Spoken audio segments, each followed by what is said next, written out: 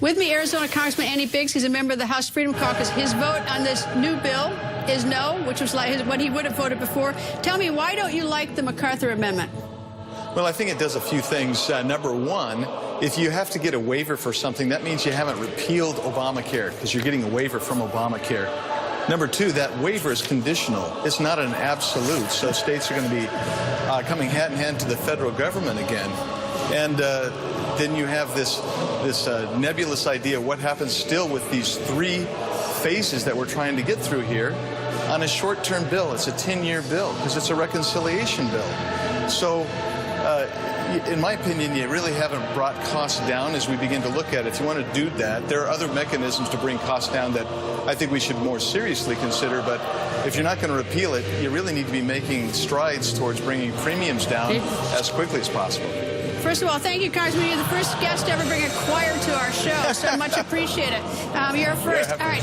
Here's what I don't get. I think it's phony. I think the whole thing that's phony is to have this bill say, this repeal bill, or whatever it's called, say that we're going to preserve pre-existing conditions so that if you're sick, you can still get health care insurance.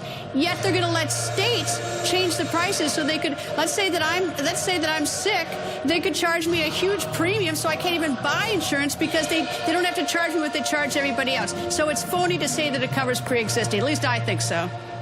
Well, you're right on that. It's phony to a certain extent. And by the way, I do love the choir behind us. It's, I take it as a good omen. But anyway, what happens here is we're putting together in this bill a separate pool for pre-existing conditions. And that's going to cost the taxpayer $15 billion. And they're calling it invisible because the person who has the pre-existing condition is going to get kind of a normed rate. And then that $15 billion is going to go directly to the insurance company to meet the need for those premiums. And that doesn't include the subsidies that are staying in this bill. Now, do you have any idea what the numbers are? I know that it says the majority of the Freedom Caucus, about 80%, are now leaning towards voting for it, but I assume that some of the changes in the MacArthur is going to peel off some of the yes votes who were part of the more moderate Republicans before. So any idea whether they've gained more votes in the Freedom Caucus than they're losing in the moderate Republicans? Well, I'm not quite sure how many votes they're losing because that's up in the air, but I would tell you that I believe they're going to get the votes on the package that's out there now. I think that's going to be very close, and I think they'll end up getting those votes. And how many of your colleagues are going to vote against it in the Freedom Caucus?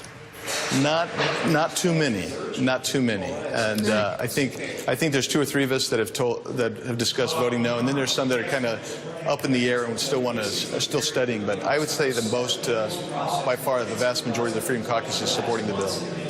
Congressman, thank you, sir. Thank you. Appreciate it.